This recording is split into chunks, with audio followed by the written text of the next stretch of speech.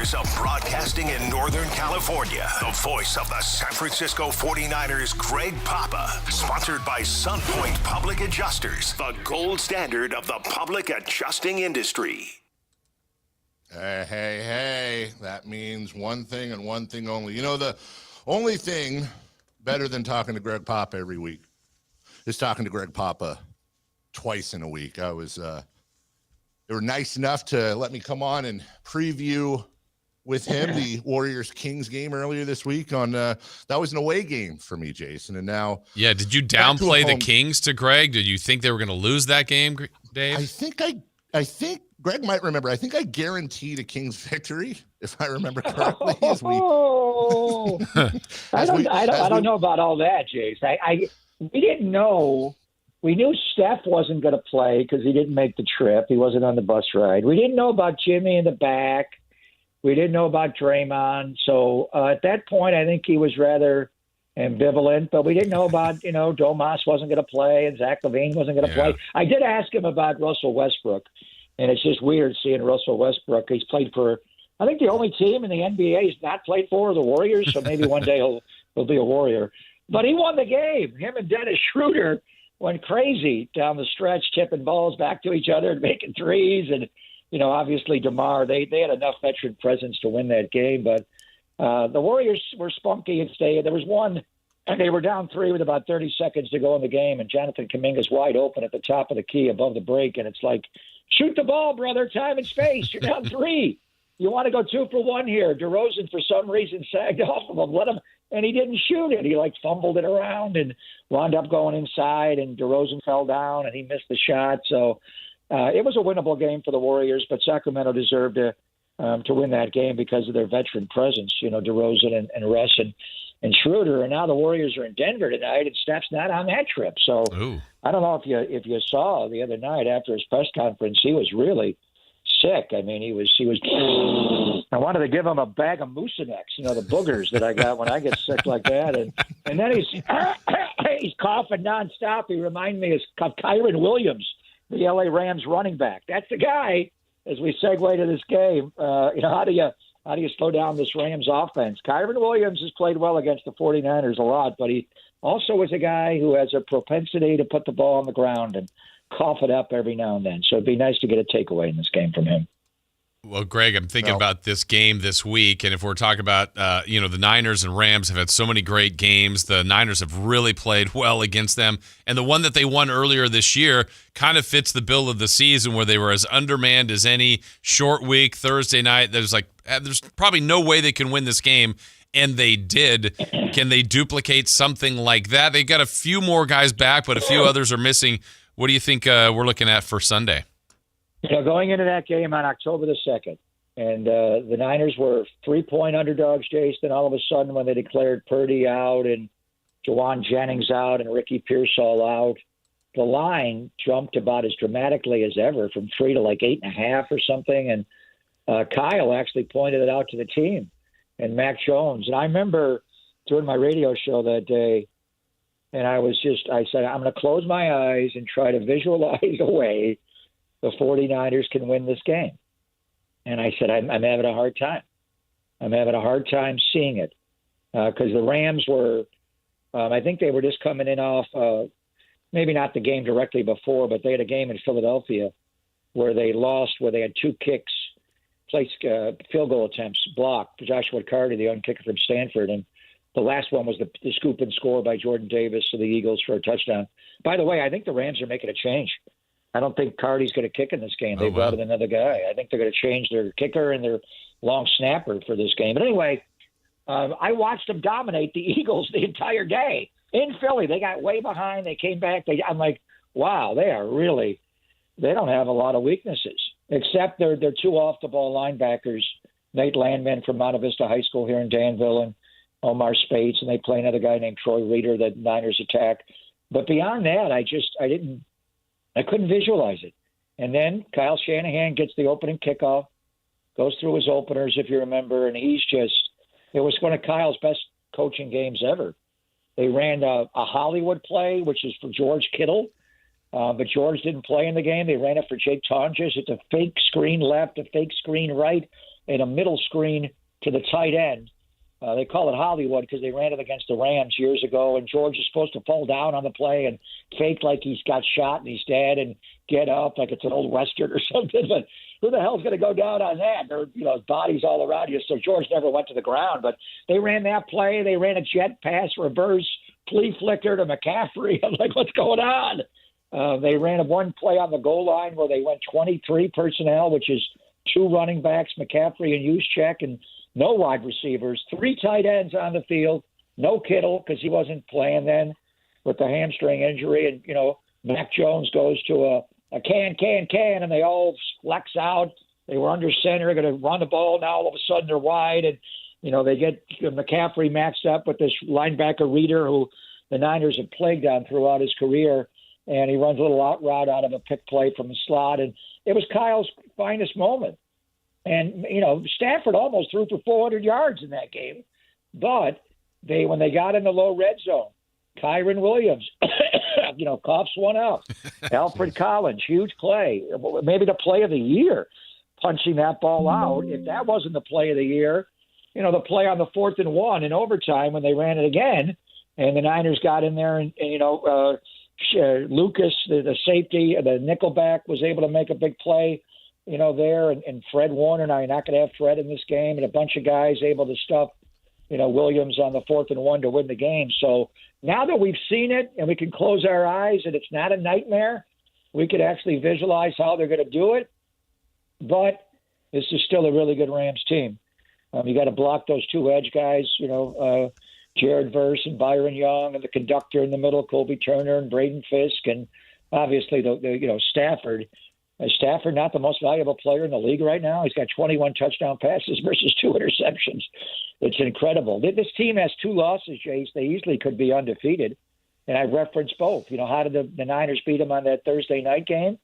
They took the ball away from them and stopped them in the low red zone, and then Philadelphia beat them with a couple of block kicks at the end of the game. Otherwise, they're undefeated. So it's going to be hard, but we're not going to bow down to them. I think Kyle has a way to beat their defense, and Chris Shula, Don Shula's grandson, is their defensive coordinator. And then one of the great matchups is Robert Saleh against Sean McVay and Mike LaFleur, their offensive coordinator, and the Rams with, those 2 backs, Corum and Kyron, all their tight ends. And Devontae obviously is playing a lot better now with Stafford. And then you got that guy Puka Nacua, who's pretty good. So there's going to be a hell of a good football game Sunday. I just wish I was calling it. That's what I wish. We do too. No disrespect to anybody else, but we do too, as Greg Papa joins us right here on Sactown Sports, your home of the 49ers. Greg, I'm so glad you came out of the gate with that, because I was saying to Jason, I don't know how to analyze this game, and as far as I'm not smart enough to put together a way for the Niners to win. But then again, I haven't seen that many ways. There's been a few games this year where I haven't seen ways for the Niners to win, like the first Rams game, and they somehow find a way to do it, to keep it together. So I want to ask, if we're doing a pie chart here, for example, how much of it is, well, they're doing this even though they're getting a ton of injuries because of the amazing depth that John Lynch and his team have put on this team, and how much of it is the coaching and the scheming is just insane, and Kyle and Robert and the rest of the crew figured out a way to plug and play these guys? How would you divide up that credit? Well, I think it's both. The Niners have a way they play. They've been around for a long time. This is year 9 with Kyle and year 9 with Sean McVay, and both offenses has evolved over the years, without a doubt. Robert Saleh left for a couple of years, went to be the coach of the Jets, but he was here when this was built in 17-18, and he was there when they damn near won a Super Bowl against Mahomes in Miami. So he knows it. He's changed a lot, but they have a way that they play where, you lose Nick Bosa, and that's, how do you replace him? Well, Bryce Huff, he's not Nick Bosa, but, man, he's a really good edge rusher, and he's got a quick first step, and they're going to have to slide protection his way. He was out for a couple of games with a hamstring injury, and, now he's back for this game. And that is the only way to deal with Matthew Stafford, Dave, is to get pressure on him. If he has a clean pocket, the numbers are insane. He is one of the best pure throwers of the football ever. Mahomes is different. But this guy's right there. Just the way he grips the ball, the way arm angle side, he just drops the ball. Any throw you have to make, it's like, wow, he just dropped that from the heavens. How did he do that? His weakness is he's not a big guy. And I've stood next to him when he's warming up for games, and I'm like, that's Matthew Stafford? Wow. He's not a big man. He's not that tall. He's not that, he's not thick like Josh Allen, big quarterback. So when you get pressure on him, he becomes a little of a ducker and a chucker where nobody wants to get hit, especially from the middle, gut pressure.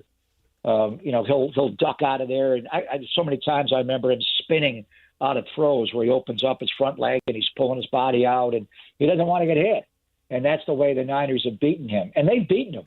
They beat him for a long time. They lost a championship game to him and had a tough time with him last year. But they have a good record. They found a way to beat this guy, even though he puts up gaudy numbers. So, that to your question is the coaching has been amazing.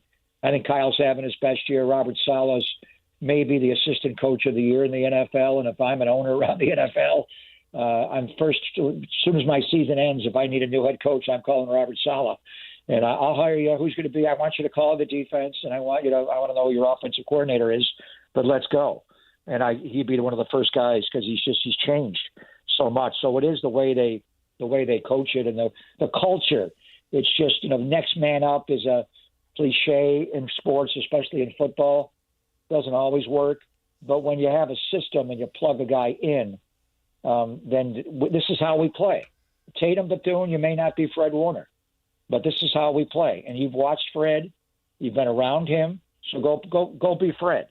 The one issue that I would get to is how many times have the Rams and 49ers met with Sean McVay as the head coach that Fred Warner's not played linebacker for the Niners?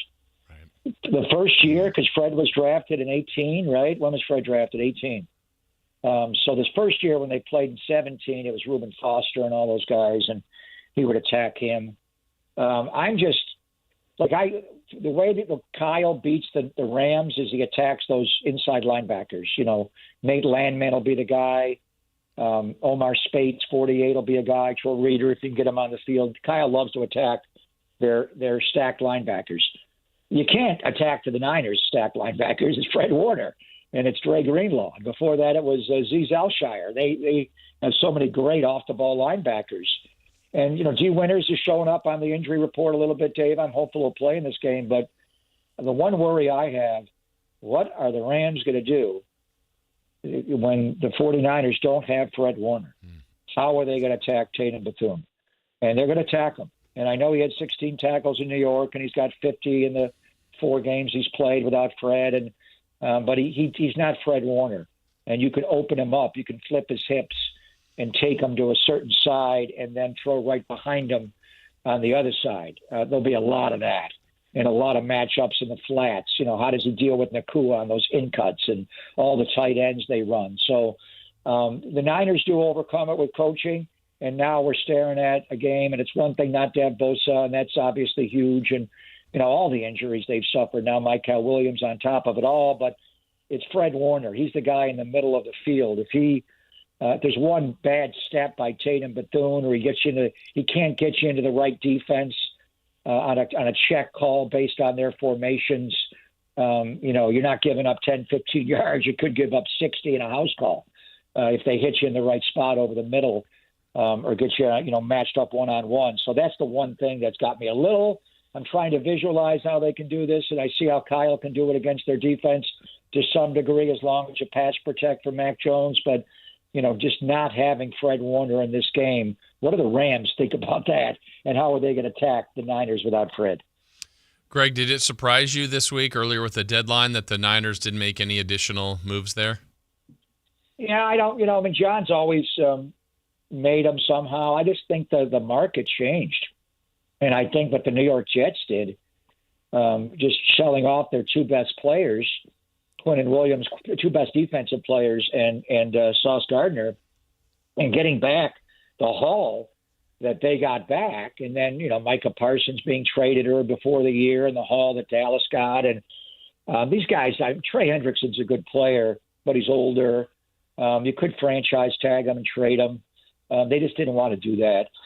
And then the other guys, I like Bradley Chubb in Miami. I got rumblings on Tuesday morning, deadline day, election day, that they were trying to get Chubb. It was between them and Dallas. And then when Dallas got Quinnen Williams, I thought maybe the Niners could get Chubb. But I think Miami and their new GM was only going to trade him if they got, a day 2 pick, a second or a third round. And he's a guy that's had 3 ACLs and one recently. He didn't want to do it. Jermaine Johnson in New York, likewise with the Achilles. So I think the teams that were selling just thought it was such a seller's market because of the Micah trade, the Quinnen Williams trade, the Sauce Gardner trade, and those were just different.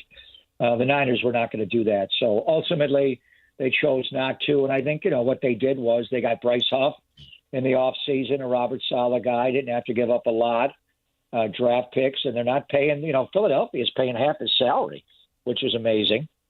And then you add another guy in Keon White from New England that they liked a lot, who will play even more in this game. So ultimately, I think the market dictates what you're going to do. It's like buying or selling a house.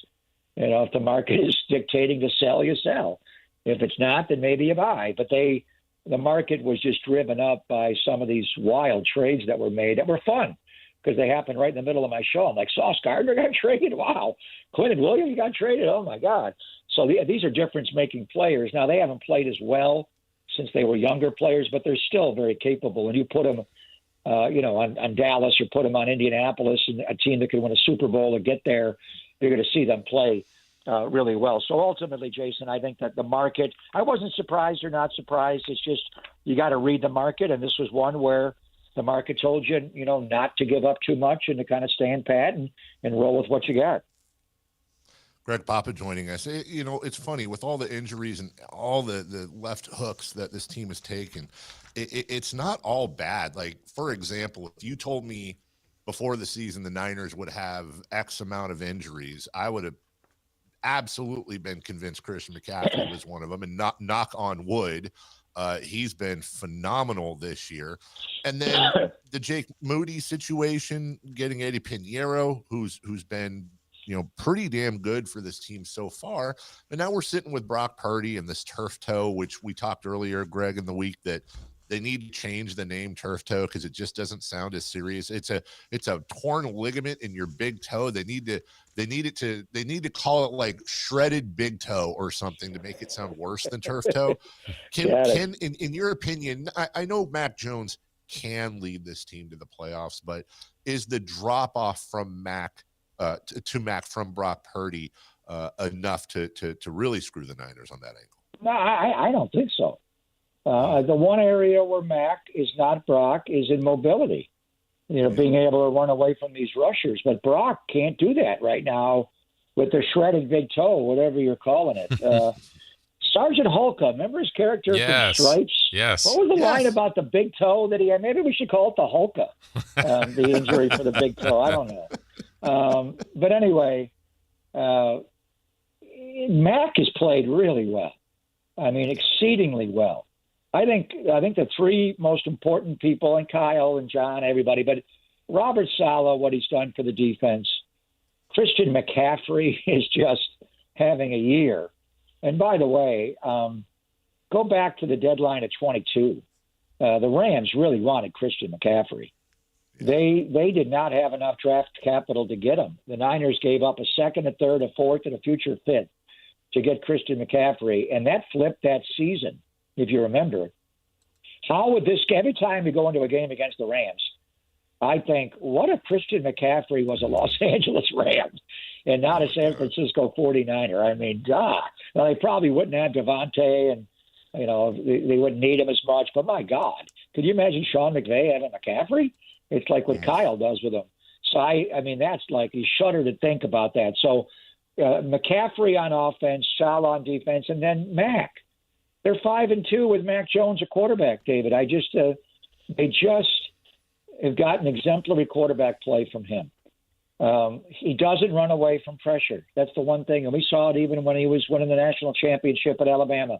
He was a tennis player, and he's got great hand-eye coordination, a big guy, but he's not one of these freaky quarterback athletes. He's not. So he's got to get hit. But beyond that, He's going to get the ball out on time. And I think he's improved. Early in the year, especially that New Orleans game, his first start, he held the ball too long. Now he's treating it like a live grenade, and you pulled the pin. He's got to get the ball out. He's just gotten hit too much. And the Ram game, the second half of that Thursday night game on October 2nd, he got pummeled. They were always trying to hit him, but after halftime, they were going to hit him every single play, whether he had the ball, just got rid of the ball, or Verse and Byron Young and the body weight and him eating, bananas on the sidelines, and he got pummeled. But I think Brock got hit way too much in the Seattle game. He got hit way too much in the Jacksonville game. And right now, with his shredded Hulka, he can't run away from pressure. So he's just not playable right now. I don't know when he's going to be over the toe injury and get his Hulka back and fixed and be able to play. But if he can't run away from these pterodactyls, Jared Verse is a bad man. That guy is his power, his speed. He's their Aaron Donald. Aaron Donald just retired. And it's like, what are they going to do without Aaron Donald? They're going to clone him and get another one. This guy just lines up wherever he wants to line up. He does whatever he wants, and it's impossible. He might be better than Donald in some respects. As far as an edge guy, Donald was more of an interior. He was kind of like Mean Joe Green or Reggie White. This guy is he's a monster. So anyway, Mac Jones has played great.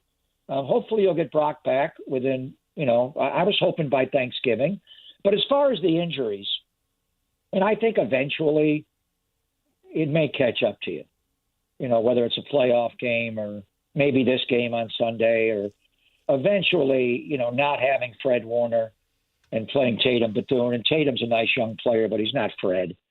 Eventually it hasn't glaringly yet, but let's keep in mind, it's not like hockey and you take a penalty and you have to play, with a man down.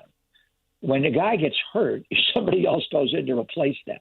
It's still 11 on 11.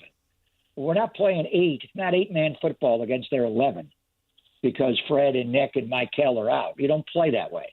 So you still got players on the field. They're still professional football players. They still get coached by the very best. There's a culture and a way the Niners play that guys can plug into. Now, I will grant you got a lot of youth on this defense. My God, you got, ours, rookies, second-year guys, third-year guys, everywhere. Who's the most veteran player on this defense? You tell me. I don't know. They're all young. Diamador Lenore, they're all kids. And when you go up against a guy with a gray beard and a gunslinger and Matthew Stafford, and you got Devontae, and eventually it may catch up with you. Sometimes you make plays. So we'll see where it all goes, but the hell with all that. It's the 49ers and the Rams. Winning this game would be huge. Look at the Niners' division record, Dave and Jace. They're 3-0 in the division. The conference record, Niners are 6-1. The one loss they have in the NFC was to Baker Mayfield. The other two losses were to Houston and Jacksonville. So and NFC games count more. So your record's strong in the division. It's strong in the conference.